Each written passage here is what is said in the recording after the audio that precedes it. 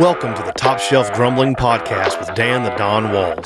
This episode is brought to you by our sponsors, Lawn Hub for all your lawn care needs, Price Cutter, the best meat in town, Hale State, Russell Motors, go see Austin, he's got what you need, Butcher Block Restaurant, voted Best Biscuit and Best Breakfast 2025. Available wherever you get your podcasts, coming to you from the Wilder Fitness Studio. Presenting a Where You Media production, this is Top Shelf Grumbling. All right, guys, we're back here with the Top Shelf Grumbling Podcast. Weekend recap. We got the Don Monday here. night. Producer. We're shooting it on Monday night, but we're weekend recap. Got the All Monday the night football happenings game going on right now. Eagles. Yes, we do. It's been kind of weird. Kind of up and down. Jalen Hurts just threw a weird pick and then fumbled and all that stuff. Got it fumbled again. And Yeah, threw a pick and fumbled on the same play. Well, Sunday came and brought out our college football playoff bracket and teams, and there were some people who were pretty upset, the Notre Dame fans, which, you know. This is making me sick. Sitting out of the bowl game. And they're acting like, oh, we're going to show y'all. Like people, Yeah. And here we are talking about it. They can say, well, you evidently care some, but Oh, no. We have to talk about just the fact that they're acting like, oh, we're not going to play, and y'all are going to be upset we're not playing. Yeah, we'll show you. We're a national brand. You can get lockstep with us because we're a national brand.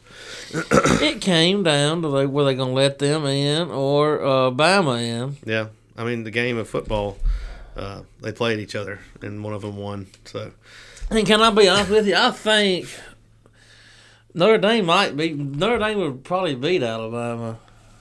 I don't know, possibly. Alabama's so hit or miss. You don't know what team's going to show up. I mean, It just depends on if they can score points or not. And I think Notre Dame's got a good defense, but that could be a question for later on for dang sure. But Miami, I think Miami is deserving. Miami, you've got to put Miami in. Yeah. People say, well, if they played today, but well, they didn't. They played the first or second game of the year. They sure did. That's when it happened. On the field has to matter. It has to matter. And see, I will say this: Notre Dame, they back in the day, nobody wanted Notre Dame. Everybody hated Catholics or whatever. So they couldn't get in the conference. And now, but they had plenty of opportunities over the past 60 years to join any damn conference they wanted to. Cause look, they've got good. Let's be honest, they have good sports teams. I mean, their basketball team has got good tradition. Yeah. Football, of course. Baseball, hell, they went to the College World Series here a couple years ago. I mean, it just comes down to it. Big swimming. They got a bunch of good athletics. You beat Miami program. when you were supposed to, and that's what got you where you were. But neither here nor there. Got a big game in Oxford. At Vaught Hemingway Stadium. That's going to be one of the biggest games, if not the biggest. We have a game. call in here. Oh, man. Monster call in here. We were just talking about nobody calls in anymore. Yes, you're on with Top Shelf Grumbling. Yeah, this is Belushi. I have boots on the ground in Oxford, Mississippi. Belushi's got boots on the ground. Get him up here on the mic. Well, what do you got? Are you what's the vibe like over there right now? Cold. Everyone is dressed in their winter boots, winter coats, but everyone seems to be excited. Excited? A lot of Trinidad flags flying. Nice. We're still on island time, right? Have you interviewed anybody? I seen today a big mural painted. I don't know if it was painted or printed on a bed sheet of Lane Kiffin and a visor with "ho" written on it and said hashtag just different. So I don't. Have you seen So nobody's moved on yet. Have you seen The breakup's rough. I got this there. Have you seen Landry Kiffin walking around? I have not. It's been reported that she's with Bentley in Indianapolis. Woo, boy, howdy. Hot take. Allegedly. Allegedly hot take. Look at me talking about any Landry, Landry, Oh, man. Yeah. Well, I got a grumble. Let's have it. Are we going to let Charlie Weiss just string us along and not be able to hire an offensive coordinator, or what are we doing? I think there's hope we can keep him. His wife don't want to leave. There's a lot of people talking about it. I don't know if it's in stone, but Weiss is not some Weasley son of a gun trying to string us along either. I don't. We're getting rushed. We're getting rushed probes. That's what we're gonna get. God. All right, fellas. Well, I'll see you out Thursday. I just want to call and grumble. Thanks for the call. Thanks for the call in, Belushi. See y'all. See you, brother. The speaker on the bottom was a lot louder than the speaker at the top.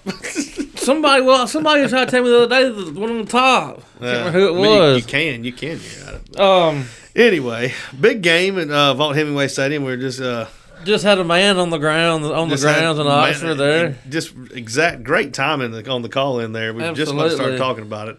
Trinidad Chambliss, Kewan Lacey, nowhere to be found in the Heisman finalist voting, and it's absolutely abhorrent that that's the case. Kewan Lacey had 93 less yards than the kid from Notre Dame. They gave the kid from Notre Dame that got in there because they hurt their feelings. They felt bad about the playoffs, but just a piss poor job about our previous head coach and not putting it on the players and these great kids having great seasons. See, I disagree with that. I'm not saying like I said. You don't always have to do it vocally, but right. And who knows if he did or didn't though behind the scenes? But we can see it. We can see what's on your Instagram feed and what's on your Twitter feed. We can see those things, and But what other coach gets out there and tweets and like you did say, he's tweeting about everything else. You got time, is what I'm just saying. Right? Yeah. What I'm saying.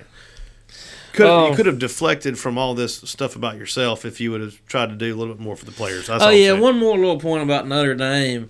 Back, even 30, 40 years ago, and before then, a lot of these teams were independents. Yeah. But get with the times, for God's sake. All these conferences are about to change anyway. It's going to get a whole new makeover. Somebody said, next couple of years. I saw a Notre Dame fan say today that the ACC should be standing up for them. All their other sports teams are in the ACC. Yeah. And I was like, well, no, they're not in that's the dumbest thing I've ever heard. If they would, they'd be in the ACC. The ACC don't have much of a leg to stand on right now for football. No, they do not. And I'll tell you one thing. They're going to have to figure out a way to fix this. You've had 9 or 10 teams opt out of these bowl games. Yeah. Which, some of them I can get. Well, your coach is leaving. You're scrambling. Your roster is probably about to get flipped. Your coach is leaving. You you made a bowl, but it's a shitty one. That's a disaster. That's different. If you're Notre Dame and you're backing out of the bowl because you got sour grapes, that's just a temper tantrum, is what that is. I don't know. Speaking of gambling.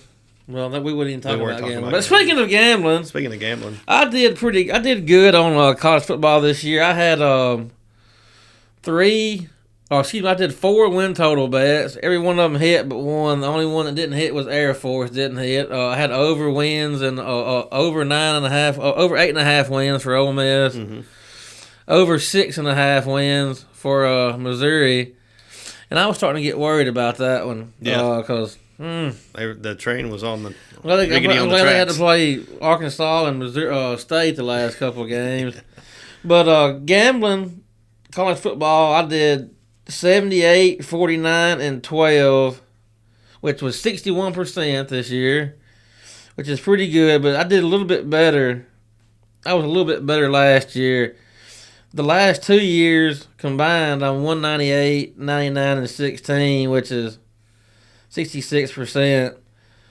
I still think I can do a little bit better. 60. That's pretty damn good. But some of these games too, you're picking are and you have bad beats. Bad beats, and also too, you're like forcing yourself sometimes to pick some games that you might not normally because of the slate, because of matchups. Well, most of the time on college football, I don't bet based off. I'll bet on like the other day. I guess it was last week. The 2:30 game was I can't remember who it was, but everybody else was watching that game. I was watching New Mexico and Air Force because that's the game I had money on. And on my favorite games this year, I went 9-3-1, which is 75%. And I feel like it's pretty damn good, but I feel like I can do a little bit better next year, so stay tuned. And back to what else y'all want to talk about? I don't know what else you got. Let's talk about. Oh, you're having a bowl pick'em. Bowl pick. Bowl pick'em. So Top Shelf Grumbling Bowl pick. I put the Found the information on Facebook. Yes, I've dropped the link and all that. We're gonna do a little prize. I'm gonna call or text me or PM me on Facebook for a little more info. Cash out, Venmo, cash. Payout's gonna be based on participation. Now, we've already got 10 or 12 people in it, so It was only put out yesterday. put out yesterday. What about the CAA, the game day? Kiffin backing out because he got tipped off. There's gonna be some tough questions. So Yeah. And look, Saban can't be happy about this because Nick Saban does not like Lane Kiffin. And he doesn't like drama in his He life doesn't either. like drama. This is a Jimmy Sexton thing. So Saban's having to sit up there and defend all these questions. You just know Yeah. he's seething behind the damn scenes. This son of a you know he's pissed. He was fuming. Well, and he defended that it was different when he fired Lane, which it wasn't. Lane was a distraction, so you got rid of him. Lane was a distraction, so we said, no, you're not going to coach. That's just it. The season was over. And hey, I will say this: Herb Street and McAfee pressed him, and said that they would have got Kiffin's ass good. I think if he would have showed up. Well, And he got tipped off that the crowd would have booed and all that stuff. And as Chase said, I'd have sat home and tweeted myself. I mean, I don't blame him for not showing up, but No, somebody told him not to go. But whatever. Bitch move from a bitch. What do you expect? and they tried to say, someone was trying to say, well, look at North Texas and James Madison and Tulane's coach. They're coaching in the playoffs. Yeah. Going another job. If I have to explain the difference to you, then. If I've got to explain it one more time. But by the way, speaking of it's not Saban, the same thing. when I was doing this little planning last night, I got to looking at Saban's coaching tree. Yeah. It's already goated. In the SEC, he's already got Kiffin, Pete Golding, Kirby, Sark. He had Jimbo. He's got Mario Cristobal, Dan Lanning, and Signetti. I didn't realize. Yeah, I didn't realize. What sent me down this rabbit hole? I didn't realize Signetti coached wide receivers there for like 4 or 5 years. Really? So 6 out of the 12 playoff teams this year are coached by Saban disciples. Saban disciples. Well, when you franchise things as well as he does, car dealerships, football coaching techniques, he basically sold a plan on how to get your team to respond, which he did. I wish he wasn't such a puppet right now about it. Because also, too, it's like, you don't really like Lane Kiffin. You've always said that you really didn't like him. And now you're over here defending his position. Well, not defending going to LSU. We understand that. We understand why he went to LSU. Right. But the way that he did it, there's zero reason that you had to do it like that. So he's still seems like he's defending that, and his right to coach the playoffs and, all that stuff out of some kind of loyalty. I don't know what that is. Can't win a national championship at Ole Miss. We sure as hell's been Yeah. wanting a lobbying to coach for one. Exactly. It's like you can do more. It's like, well, you're doing more I right don't now. think that Lane thought that he couldn't win it here. Hey, I think he thought that it was when he's right. Yeah.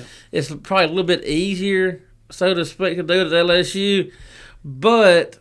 And you said I think Kiffin's lazy to an extent. He's going to have to work harder, or he's going to have to work less. That's what I'm saying. He's going to have to work less That's at what I'm LSU, saying. and he's also probably going to get less results from it because here he had to work a little harder, and I think that was good for him to have to work a little harder. When he gets down there, it's going to be a little too easy for him, and I think he's going to fumble the bag. I'm telling you, he thinks it's a better position, and it is all by all metrics. It is. Yeah, but go 9-3 2 years in a row, and your ass is fine. Brian Kelly was fixing to go. Brian Kelly was going to go at worst 8-4 this year, and he got fired in the middle of the season. Everybody thinks they can tame the dragon. And you're gonna get 25 stars down in there. They all want to play. Everybody's mad. You're not throwing him the ball. You're not the team buy-in will probably not be as effective as it is at Ole Miss, and you'll get. I don't think you just get as much from that sometimes. I agree. Now, if you're Nick Saban, it's one thing, and people like, but you start acting goofy and stuff, people won't buy in like that, like they do to Nick Saban. I'm sorry. You can already see the pressure kind of get. Let me tell you who's done. How many portal players have they had in the last 3 days? So that's what I try to tell people too. Oh, Miss is going to lose all these players in the portal. And yeah, we're going to lose some players, but so is every other damn 10 schools that lost their damn changed coaches this year. Absolutely. Speaking of like pressure and stuff, coaches acting different. Summerall's already, to me, cracked a couple of times. And they may very well beat our ass next or 2 weeks from now, for all I know. But he was like, I thought it was real odd in this pressure. He was like, I've been talking to Lane Kiffin, and I want to assure y'all that he signed off on me being the coach here. And that's like awkward. Was it supposed to be a joke? No, I think he was like, I don't know what, it was weird. I don't know. We both agreed I'd be the best for this job is basically what he said. And I like, what do you mean? It's like he turned it down and gave it to you? That's just kind of a weird thing to say.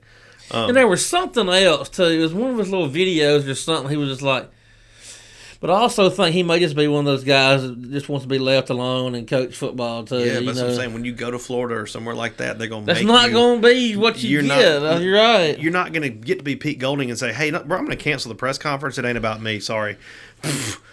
Cancel the press conference at LSU or cancel the press conference in Florida. Yeah, I don't believe so.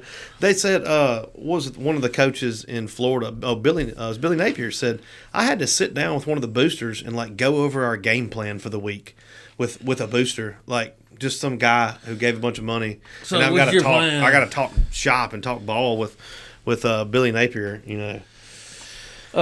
Ridiculous. Let's see. We want to talk about this too a little bit. SEC hoops. We're going to do a big SEC basketball kind of a preview show here in a couple of weeks.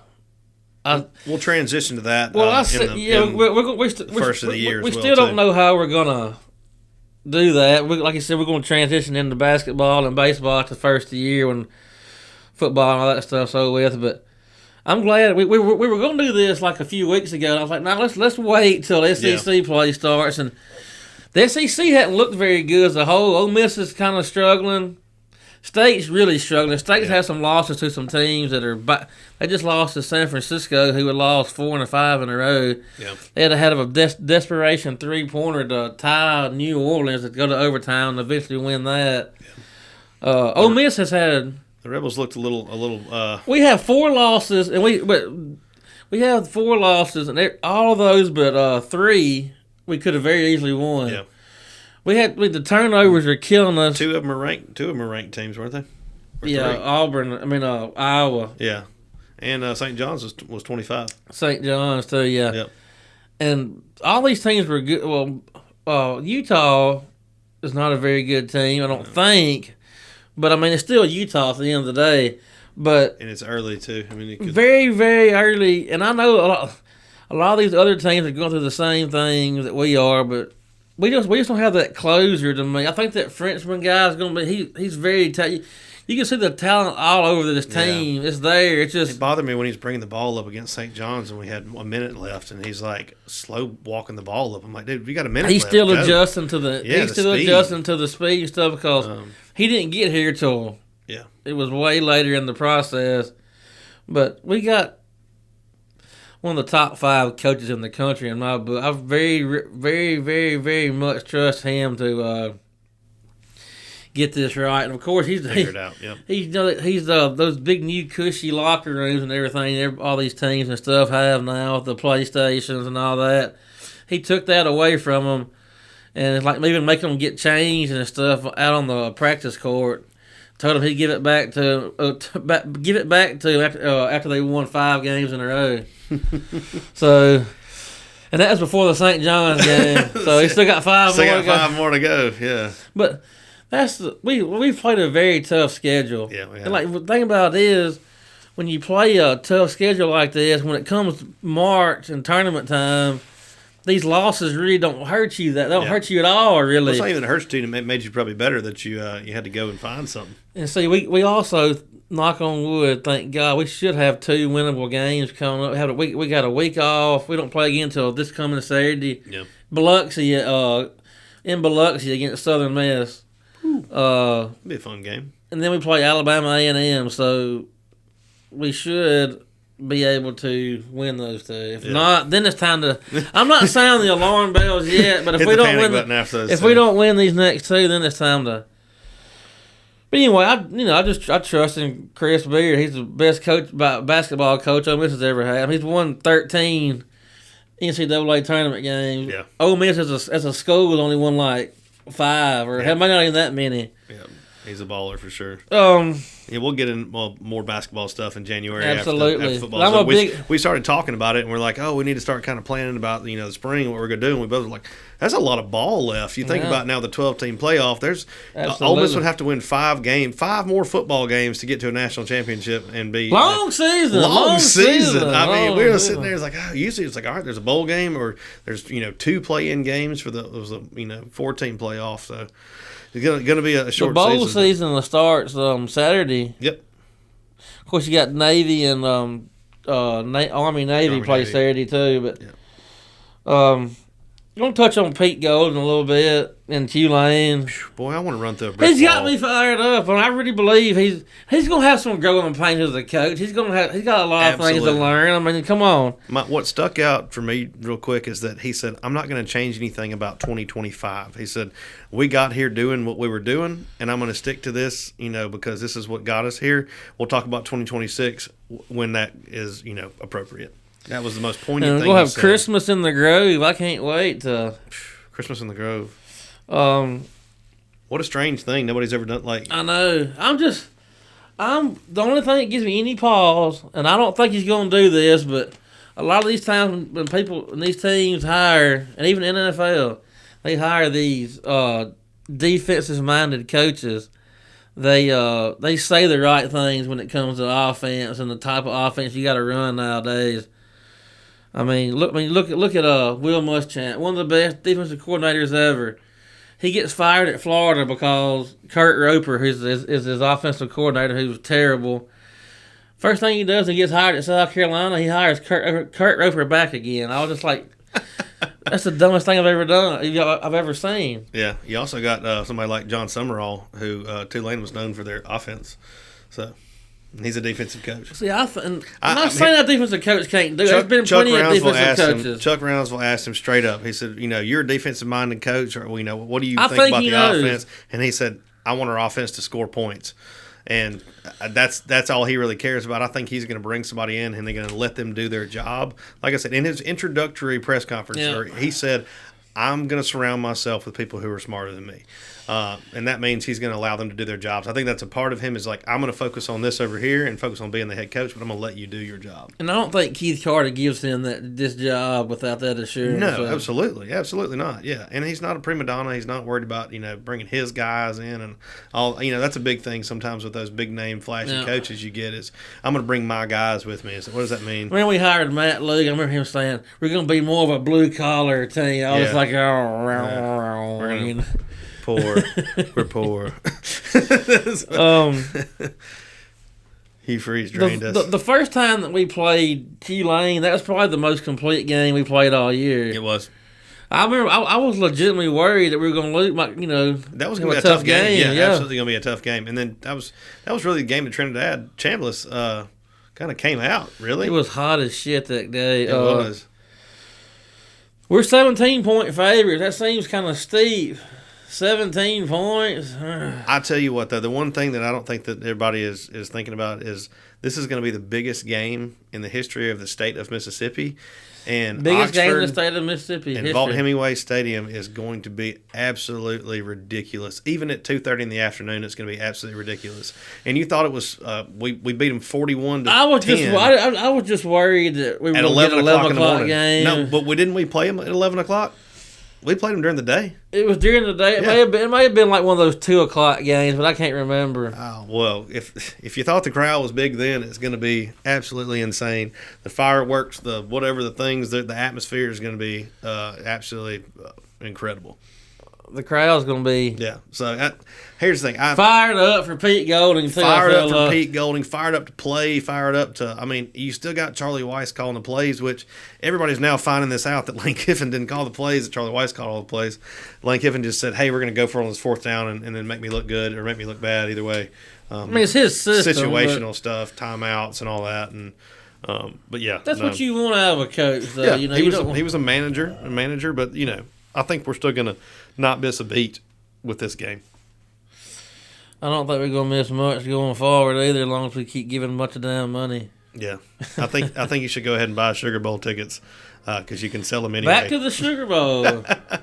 Yeah, so if we beat Tulane, that takes us to the Sugar Bowl against Georgia, which we were the only team this year that pretty much had them on the ropes. We were fourth. There's a couple of teams that had them on the ropes. Fourth and one, but yeah, I think we had like the best. And our defense. We were up 10 with like 9 minutes left, which fourth and one.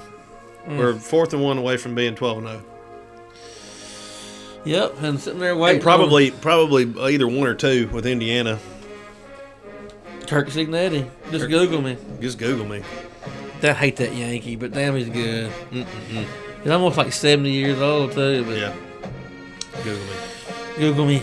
Google me. You got anything else for tonight? Bowl pick'em. Look at the bowl pick'em. Yeah, get on the Facebook page. There's a post on there and tells I'm you going to everything keep you need to know. reposting about it, too. Yeah, we'll keep putting it back up there, but take a look at the Facebook page. Thanks, only y'all. Monday. I keep thinking it's Tuesday for some reason, but it's only Monday. No, it's only Monday. Y'all like and subscribe. Give us a comment. Rate and review if you're on Amazon or Apple or Spotify podcast. Thank our sponsors, and we really appreciate it, guys. Thank y'all for hanging out with us tonight. We'll see y'all later. Howdy, daddy. This has been a Where You Media production. You can find us anywhere you get your podcast. If you're watching on YouTube, please like, share, and subscribe. Leave us a comment. What's your sentiment?